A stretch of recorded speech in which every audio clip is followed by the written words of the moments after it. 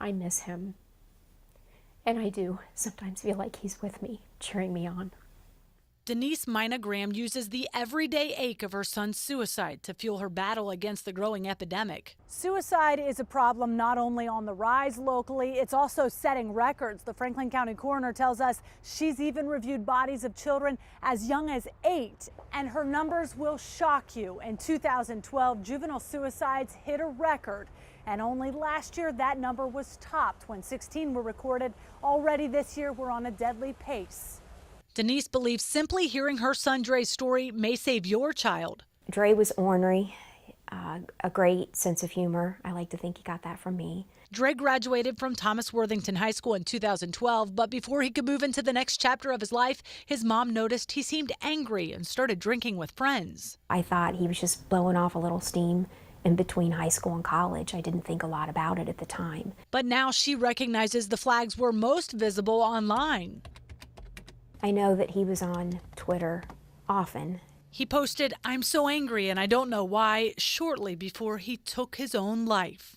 Ohio State professor and researcher Scotty Cash is leading a charge to Facebook and Twitter. She wants live chats offered on the side of news feeds, especially when social media sites pick up the key words that her research shows is heard from troubled teens just before they turn to suicide. I want to kill myself.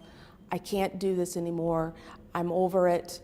My parents don't understand me. I hate myself. The world will be better off without me. Her multi-year research began with the suspicion that struggling teens don't call hotlines anymore. Are teens posting on social media? Dr. Cash found 35% of people she surveyed had at least thought of suicide. When she asked how they reached out for help, the response was friends, texting, and Facebook, not calling mental health professionals.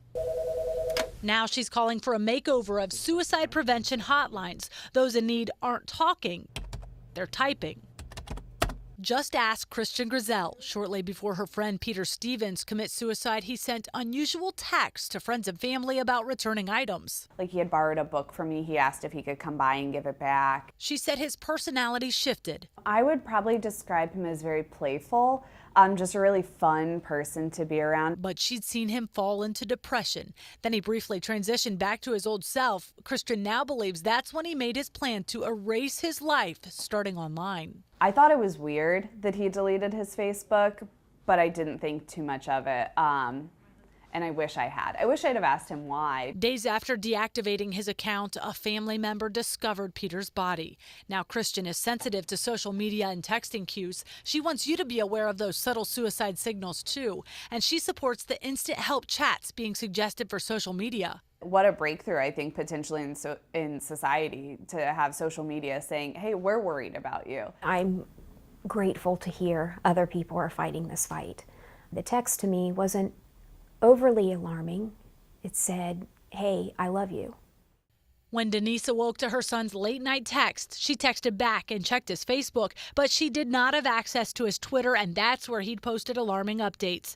With his signature permanently on her wrist and his message heavy on her heart, Denise is determined Dre's death will save others, and she thinks he'll help curb the deadly problem online. His dad and I try to remember that we're leaving his legacy by serving other people and by getting the message out that suicide is preventable.